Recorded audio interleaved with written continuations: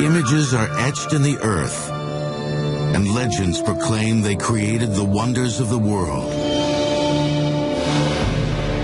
From fictionalized villains to real-life heroes, through scriptures, folklore, and mythology, they are woven into the fabric of history. Legends tell how their colossal strength moved mountains and how their iron will could move a nation. 50 feet tall, the strength of 200 men, the fortitude of a Roman army.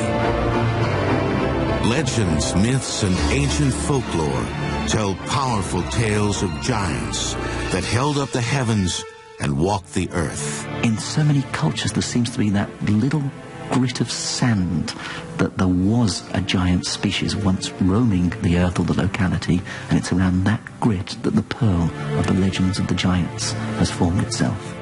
Regardless of race, region, religion, or age, every society has created legends about giants.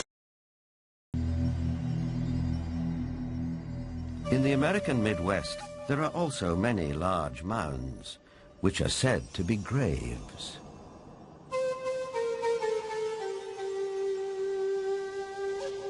An author who has sold over 15 million books and written extensively on giants is Brad Steiger.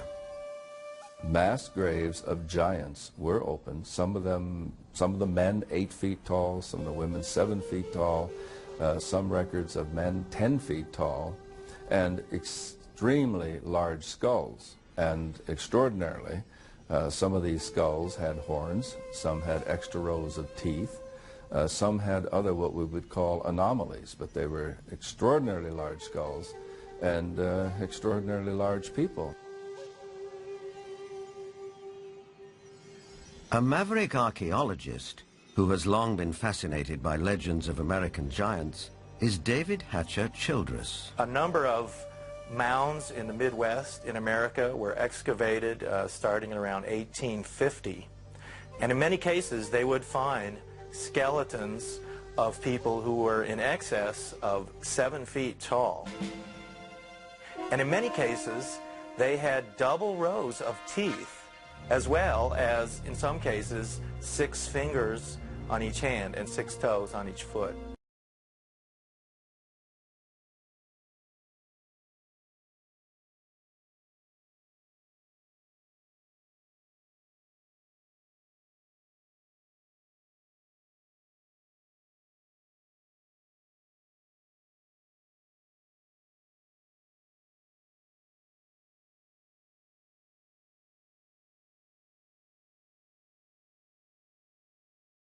The one that was found in Bridal Veil Falls, California by a group of miners, first they found this wall with very intricate hieroglyphics. They assumed that they were finding gold behind the wall. They broke it down and they found this woman holding a child covered with fur and a strange kind of dust.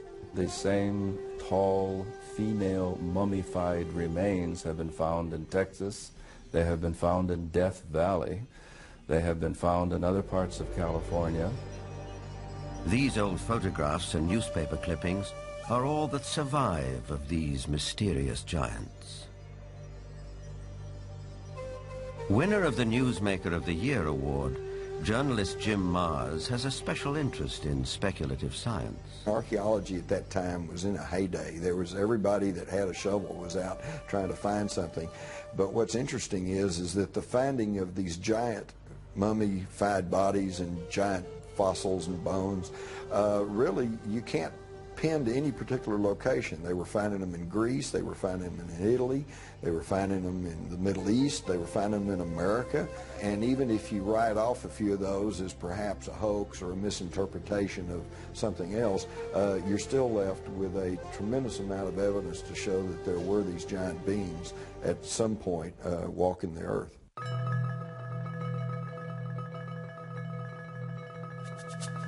In 1912, ranchers started coming to this isolated cave near Lovelock, Nevada, to dig out bat guano for fertilizer. Inside, A surprise was waiting for them. They began excavating the 10 to 15 feet of guano that was here in this cave. They started discovering some unusual artifacts. They found duck decoys and baskets, other things for hunting and fishing in the nearby lake that's now drying up. But then they made some very unusual discoveries, and those were of red-haired giants that were mummified. These giants were 6.5 to 7 feet tall. In many cases, they were mummified, wrapped up like Egyptian mummies, and they had long red hair going down to their shoulders. The ranchers couldn't explain it. It was the strangest thing they'd ever seen. But the Paiute Indians who lived around here knew all about it. In fact, back in 1883, Sarah Winnemucca, a Paiute Indian princess, had written a book called Life Among the Paiutes.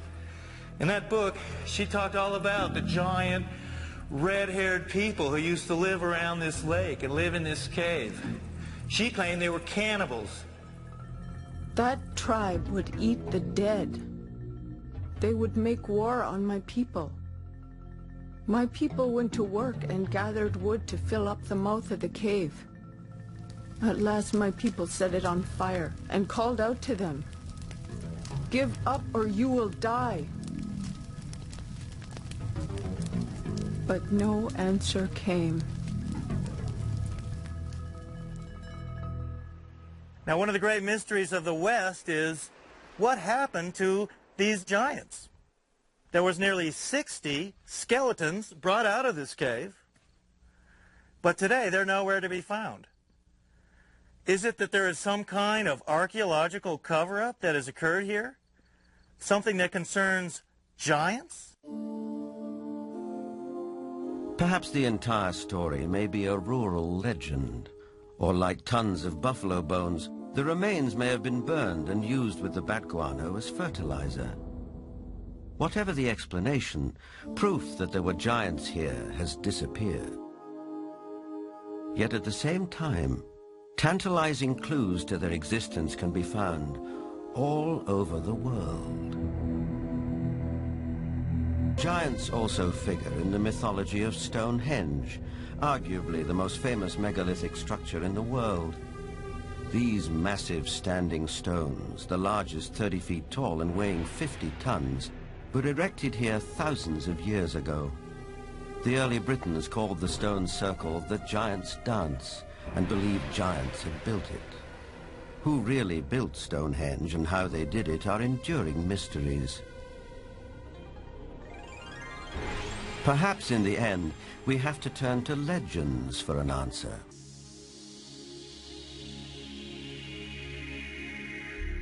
The spiral-shaped Gilgal Rephaim is situated in the Golan Heights, 50 miles from Damascus.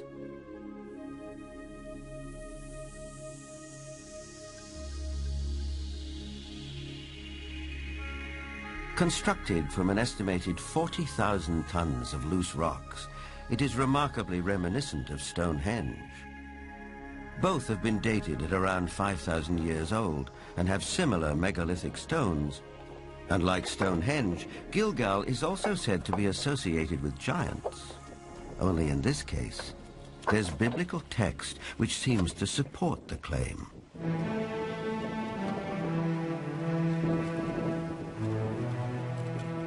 Israeli archaeologist Daniel Herman is investigating the newly opened grave. This is a tomb of someone obviously a very powerful man. Look at the size of the stone slabs used. This must have taken an enormous amount of time and effort to construct.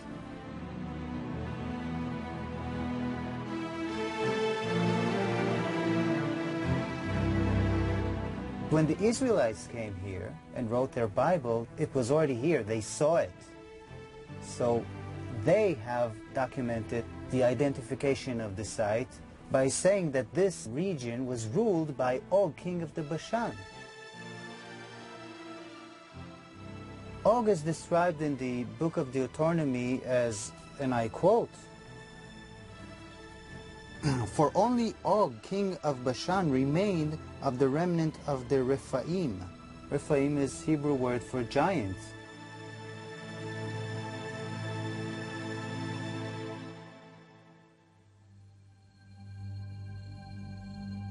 The surface of our planet is strewn with gigantic constructions dating back thousands of years. They're in the deserts, on the plains, under the oceans, high on the mountains, like those in South America. I think the world looked like the cities we see in Machu Picchu, Tiahuanaco, Sacsayhuaman. I think it was a world peopled by giants who structured their buildings out of massive building blocks, 500-ton, 250-ton blocks. Massive ruins, the scale of which stagger the imagination, are found throughout Central and South America.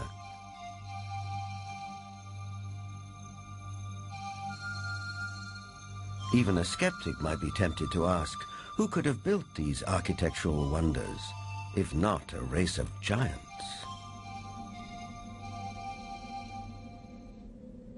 People of the Mediterranean island of Malta have an ancient belief that their island was known as the last stronghold of the giants of Europe. An explorer who has made a lifelong study of megalithic structures is the best-selling author of The Eyes of the Sphinx, Eric von Daniken. Malta has gigantic temples. They date really back to the past. Nobody knows exactly, but 5,000 years at least BC. And one of the temple in Gozo still today has the name the Temple of Giant, Gigantia, they call it there. A local legend says the temple was built by the giantess Sansuna. The blocks are so huge, so heavy, that no normal human being could have moved it. In Bolivia, only 30 kilometers from Lake Titicaca, there are gigantic stone platforms all over the place. The largest of it was once 29 meters long. Its weight has been calculated with 900 tons. Now, this is on a place where we are 4,100 meters high in the Andes, which means there are no trees, no wood, nothing. It is not possible to transport a 900-ton platform without any wooden rollers. Even with wooden rollers, it would be extremely complicated. So these facts are here. You can see them, touch them, photograph them, but there is no explanation for it. For sure, the pre-Inca Indians, the Aymara, were not able to move it. So what is it? What's the result? We don't know. On many places on Earth, we find structures which could be related or to ETs, to a technology which we do not understand, or to giants. ETs, giants, a secret technology? Believers take it in their stride. Here's the best-selling author of Architects of the Underworld, Bruce Rux. The architects are that race or those races who built all the megaliths in the old world, the pyramids, Stonehenge. They are the people who walked before us, the ones who inhabited this world before we did. We have called them gods. We've sometimes called them giants. They left their handiwork behind, and we have not been able to duplicate it. We've only reached the point now where we can really appreciate it. In Lebanon, 44 miles from Beirut, are the imposing ruins of Baalbek. There is mention of this place in the Old Testament's Book of Kings. Baalbek in particular is a very good example. That has the trilithon. Those are the largest stones in the world ever used for construction. They're so large we don't even know their actual weight. Those stones were somehow quarried, moved 5 miles, lifted 25, 30 feet in the air, and placed together so closely that you can't fit a razor blade or a piece of paper in between them. We have no idea how they did it. We don't have a crane in the world that can lift weights anywhere near what those things are. No one knows for sure, but according to Arab tradition, the earliest temples were built here after the Great Flood by a tribe of giants for the biblical king Nimrod.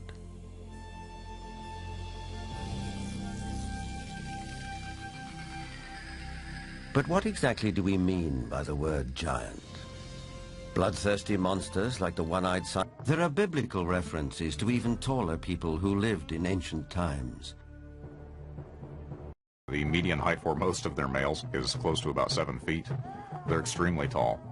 There are biblical references to even taller people who lived in ancient times.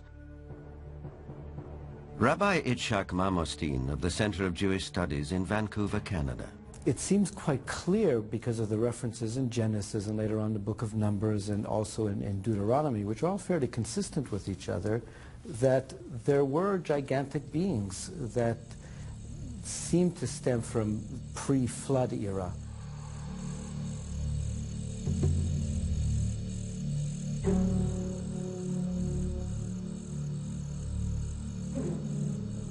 Is it possible that environmental conditions of past ages favored the development of giants? Certainly we know from fossil evidence that some species, like dinosaurs, grew many times larger than they do today.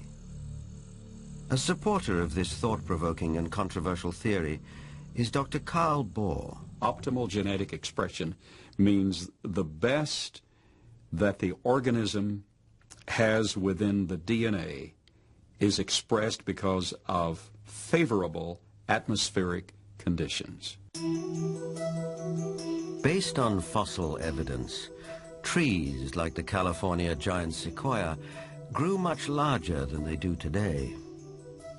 One theory explains this by proposing that environmental conditions in the distant past were more conducive to gigantic growth.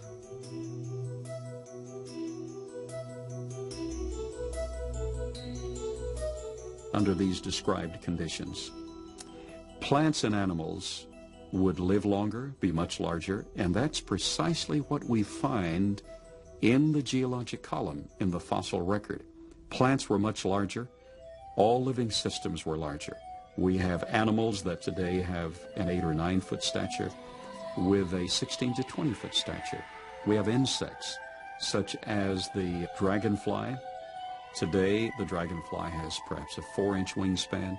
In the fossil record, his counterpart, Meganeuropsis, had up to a 5-foot wingspan. Everything was larger in the past. I'm of the opinion that under better atmospheric conditions, people were living not only longer, but they were taller, much taller. Giants and dinosaurs could not exist today as they did in the past because the atmospheric conditions simply will not permit it.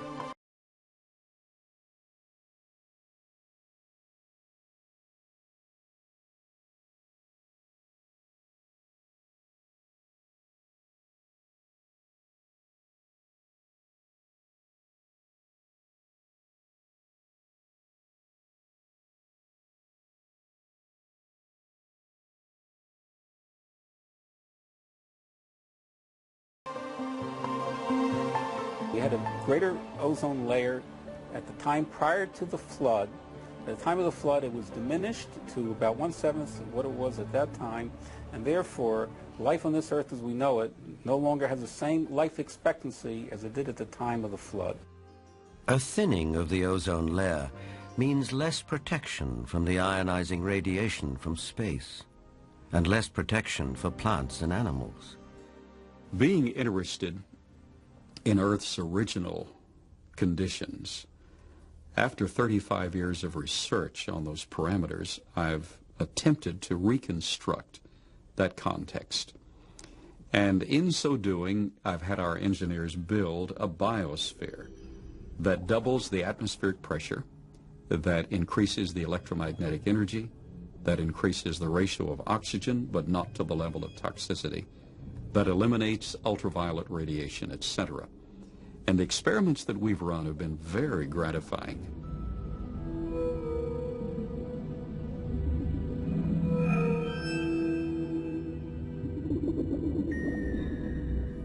In our controlled scientific experiment, we have measured the effects of a pulsed electromagnetic field on biological systems.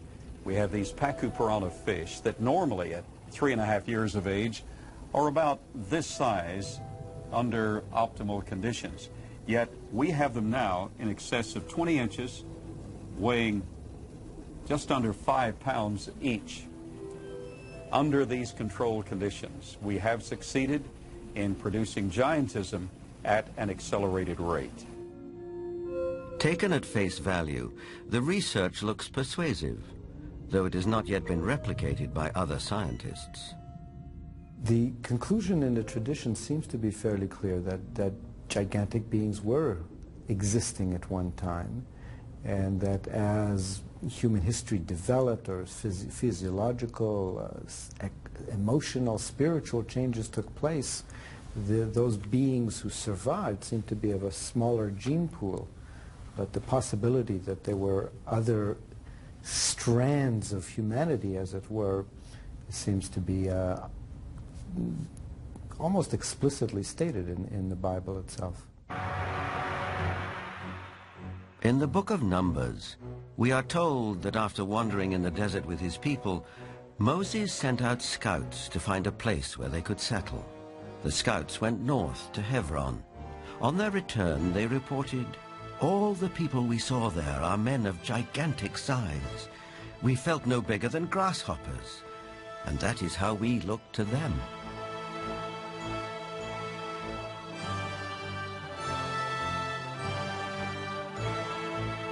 The tribes continued northeast to Mount Seir, known today as Petra in Jordan. But that too, as mentioned in the Bible, had been settled by giants. Wherever they looked, it seemed they found the remnants of giants.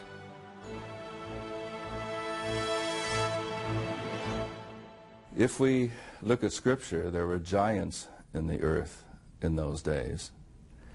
And if we take that literally rather than symbolically, that there were simply men of great powers and extraordinary abilities, then we could say that the first men, the first humans, were giants, or we could theorize that these giants came from somewhere else and used Earth as a colony.